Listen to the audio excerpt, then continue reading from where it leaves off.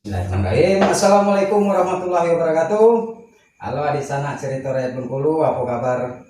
Senang rasanya kita bisa jumpa lagi di video kali ini. Alhamdulillah, hari ini saya kedatangan tamu, seorang pemuda yang kita kenal begitu aktif baik di organisasi, di partai politik, dan sekarang beliau sebagai pengurus kader dari Partai Keadilan Sejahtera. Betul. Nah, beliau juga seorang pengusaha yang sukses di Bengkulu. Langsung saja kita, amin. Langsung saja kita sapa saudara kita Bang Nasti Nasution. Ya. Assalamualaikum Bang. Waalaikumsalam warahmatullahi wabarakatuh. Sehat Bang ya? Alhamdulillah sehat. Gimana pemirsa CRB TV juga semoga sehat-sehat semuanya. Iya, amin ya Allah. Jangan lupa subscribe, like dan komen. Ya, dan satu lagi ya di sana CRB TV, jangan lupa kopinya dulu. oh iya. Ya. Oke, Ya. adik sana CRB TV.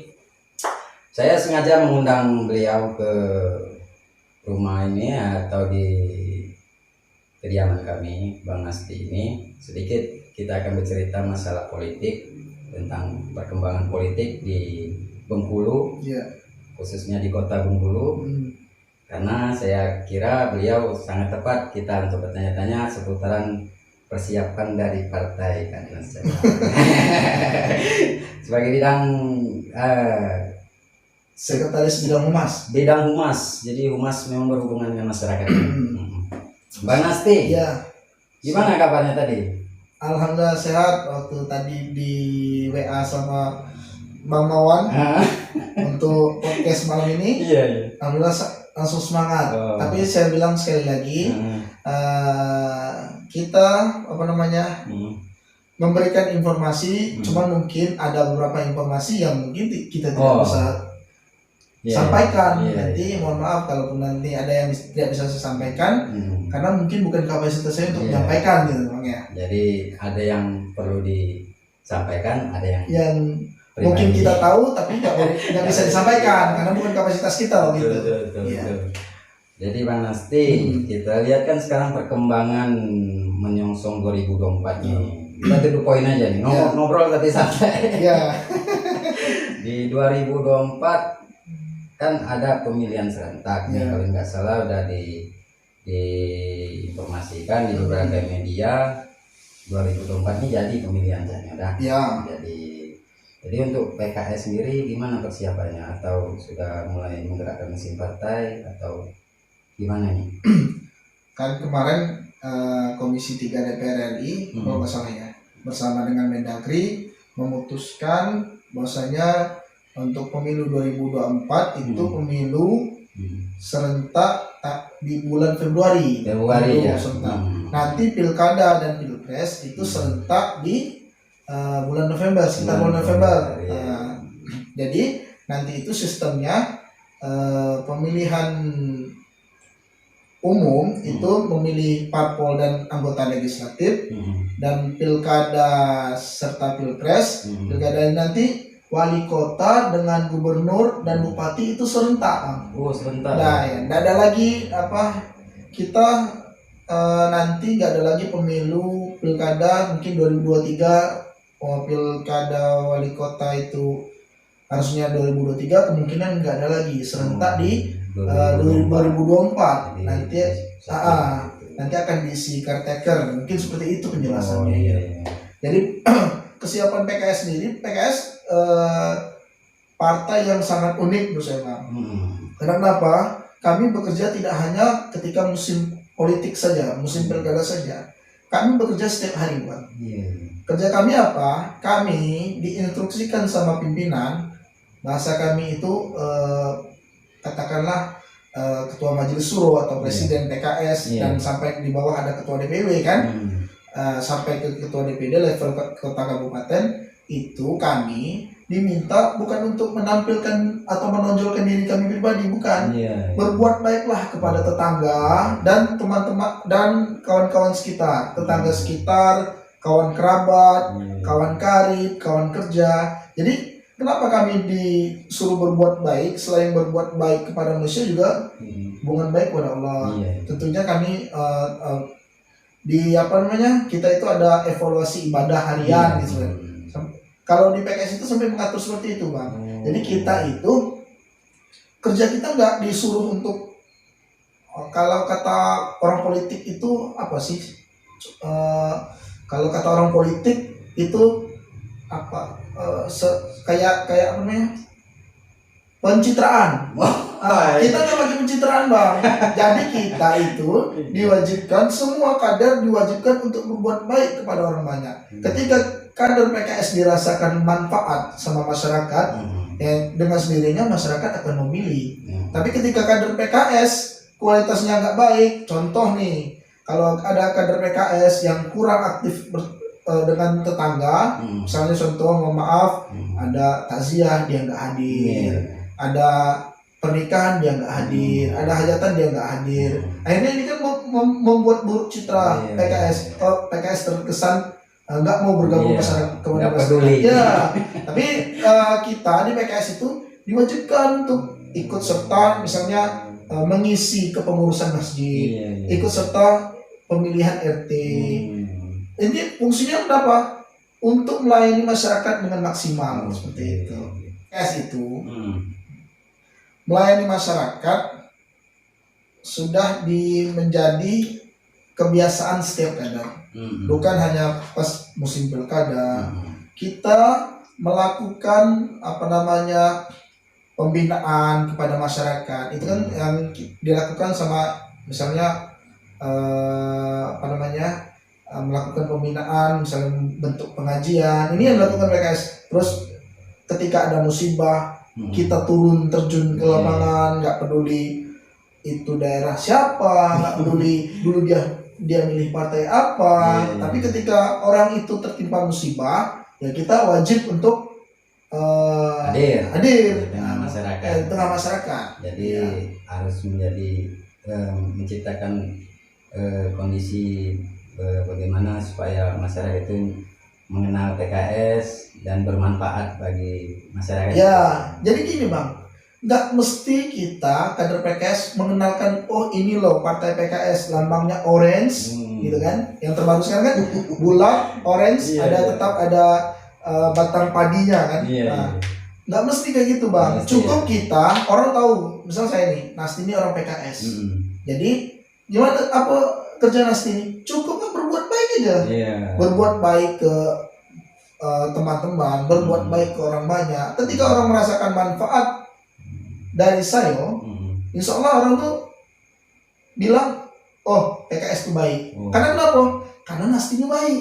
Tapi ketika Nasti ini jahat, Nasti ini suka ngomongin kawan, suka zolimi kawan, suka tanda kutip ngutang sama kawan tidak dibayar, itu kan? Akhirnya sampai kawan kesal. Meskipun PKS itu baik, tapi ketika dia tersemat kader PKS, oh Nasti itu kader PKS, tapi ngaku dia sering ngutang galak tak bayar, dia suka ngujat orang, dia suka ngomongi orang. Imbasnya apa? Bukan Nastinya, tapi dia tuh orang PKS, berarti PKS itu buruk. Nah, seperti itu kan, dalam tanda kutip kan? Rusak brandingnya. Jadi semua kader PKS itu adalah etalase partai, seperti itu. Jadi balik cerita ke PKS tadi. Kenapa? Gimana awalnya Nasti itu sampai tertarik di PKS ini? Mungkin bisa diceritakan. Jadi PKS itu, Bang, mungkin rata-rata rekrutmennya dari misalnya kumpul membicarakan kebaikan. Mulai dari membicarakan kebaikan hingga sampai kita menemui level di mana kita harus ikut andil untuk memperbaiki bangsa dan negara atas nama cinta kita kepada Pancasila dan undang-undang. Kita kalau di Pancasila itu kan, Bang, ketuhanan yang Maha Esa, kita sudah beribadah. kemanusiaan yang adil dan beradab, persatuan Indonesia. Kita nomor 2 kemanusiaan yang adil dan beradab, kita sudah istilahnya bersikap manusiawi. Bersikap manusiawi yang saya bilang tadi, nggak menzolimi kawan, nggak menghujat kawan. Ini kemanusiaan yang adil dan beradab. Kita beradab seperti itu kan, ya. Terus persatuan Indonesia. Persatuan Indonesia kenapa? Ya misalnya saya gabung di sini, gabung di situ, gabung di situ. Saya ini pengen kawan nggak hanya, mohon maaf tanda kutip, nggak hanya seagama aja, nggak hanya satu profesi aja. Saya mau semua dah. Ini persatuan Indonesia. Yang keempat, ya kerakyatan yang adil dan kerakyatan yang dipimpin oleh hikmat kebijaksanaan dalam pemusyawaratan dan perwakilan. Artinya kita harus masuk ke ranah politik untuk masuk ke kebijaksanaan dalam pemusyawaratan dan perwakilan. Kelima, kita harus menciptakan keadilan sosial bagi seluruh rakyat Indonesia. Bagaimana cara menciptakan keadilan sosial ini? Kita harus ikut berperan mengambil kebijakan. Ya, seperti kata Pak Wali kan, kalau misalnya kita kita menjadi wali kota, itu sedikit kewenangan yang bisa kita lakukan. Nah, ketika kita menjadi orang biasa, misal kita menjadi orang biasa, paling infaknya berapa bang? 100.000 lah berat. Tapi ketika kita menjadi wali kota, kita hubungi semua OPD, dinas-dinas itu, tolong 2.000 satu orang PNS. Terkumpul berapa sehari? Mungkin jutaan lebih. Kalikan seluruh PNS. Itu gara-gara apa? Tanda tangan kita sebagai wali kota. Nah, seperti itu.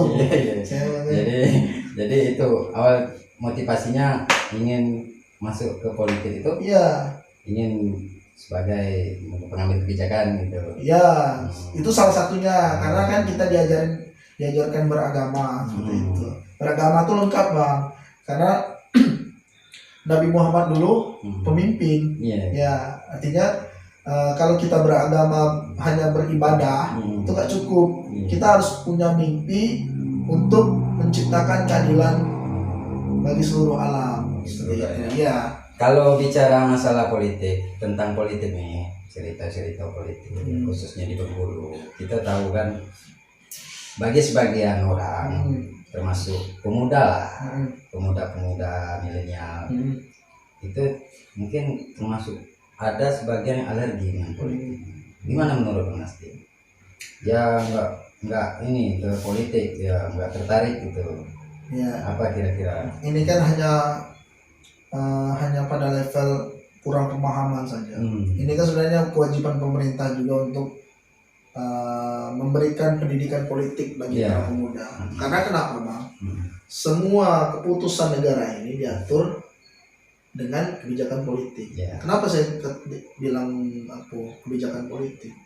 Pemimpin daerah itu hasil produk politik kan. Jadi kebijakannya pun pasti berkaitan dengan politik. Hari ini kita nggak berpolitik, besok kita harus mau tak mau mengikuti hasil politik. Hari ini kita masa bodoh, ya bukan lagi pemuda yang menjadi imbasnya, bahkan anak baru lahir itu harus mengikuti hasil politik, hasil kebijakan politik. Dulu nggak ada istilahnya ada KTP bayi kan, sekarang ada KTP bayi. Itu di zaman siapa tuh? Di zaman Pak Jokowi.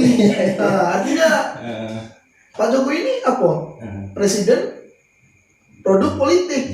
Karena dia dipilih dulunya didorong sama partai politik. Artinya apa? Semuanya diatur sama politik. Jadi saya sendiri kenapa masih muda mau bergabung politik, tentu ada pilihan sendiri bang. Jadi ada sebagian kita itu berpikiran, nantilah lakuan, nanti baru kita ngurusin orang banyak. Nantilah ada masanya. Ini sama dengan misalnya, nantilah bang, sholat bang, kenapa? Nantilah, kita masih muda kan? Besok masih bisa, masih tua seperti itu kan. Jadi saya sekarang pengen mengambil langkah. Sekarang saya dari muda harus berpolitik, Politik. meskipun dalam tanda kutip bukan menjadi legislatif Hmm. atau menjadi kepala daerah, Hmm. tapi kita mengikuti proses politik, Iya. merasakan suhu politik seperti itu. Kenapa saya memilih politik ya? Karena saya berpikir sudah saatnya kita seumuran kita mikirin masyarakat gitu. Gitu. Karena kenapa kita lihat fenomenanya orang-orang tua ini kan lelah kan, Hmm. nggak mau dia kalau saya sepakat misalnya kayak Bang Deddy Wahyudi karena dia masih muda kan. Iya. Bang Deddy Wahyudi itu kan saya lihat ke sana, ke situ, Iya. situ kan. Energi Karena tenaganya kenapa? kan. Karena dia masih muda. Coba kalau misalnya mohon maaf wakil wali kota kita umur 80 tahun. Weh. Apa mungkin dia seperti itu? Iya. Nggak mungkin. Pak, ada undangan Pak. Di mana pertemuan di situ? Udahlah, aku sakit, asam Rematik. urat, rematik, macam kan.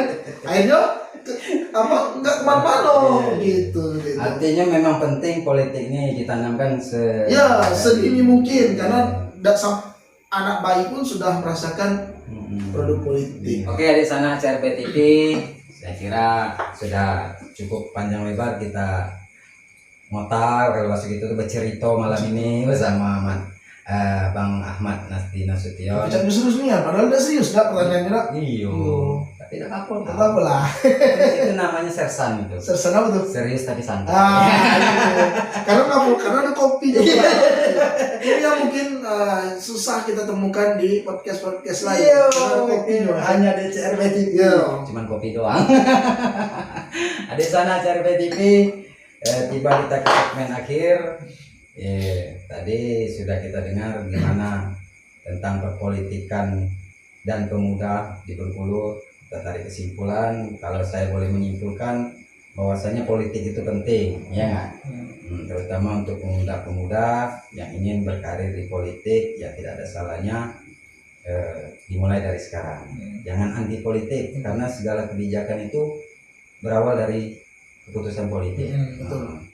Bang Nasti, saya ucapkan terima kasih. Sama-sama Bang. Mungkin ada harapan yang mau disampaikan, terutama untuk pemirsa CRB TV ya di sana di mana sudah kenal. Baik, harapannya semoga nanti kedepannya banyak sosok-sosok muda yang mengisi mengambil kebijakan politik Yeah. di daerah ini. Kita bangga dengan adanya Bang Deddy Wahyudi, Yeah. kan? Kita bangga dengan adanya Bang Roni Tobing. Yeah, Kita yeah. bangga dengan adanya Pak Aryo Nuguma. Ini Yeah. kan orang-orang muda kan? Orang muda. Ya. Kita bangga dengan adanya Pak Budi Hartono, Pak Alamsyah. Ini orang-orang muda semua ini. Yang akhirnya nanti ada Bang Depo Exler Yeah. di provinsi kan. Yeah, yeah. Ini tokoh-tokoh muda yang pada akhirnya nanti orang-orang muda ini ketika melakukan rapat menentukan kebijakan, kita berharap jangan lagi ada pengambil kebijakan yang tertidur. Ya, saking karena ini kan faktor umur juga mungkin Bang ya. Kalau kita tertidur ketika rapat atau apa itu kan sulit juga untuk menghasilkan keputusan-keputusan yang baik. Yang kedua, kenapa harapan kita kepada orang muda ini lebih besar kalau mereka jadi? Yang pertama contoh gini Bang, kalau orang tua nggak mungkin seaktif abang ini kan misalnya misalnya podcast di sini, besok bekerja, besok main lagi seperti itu kan.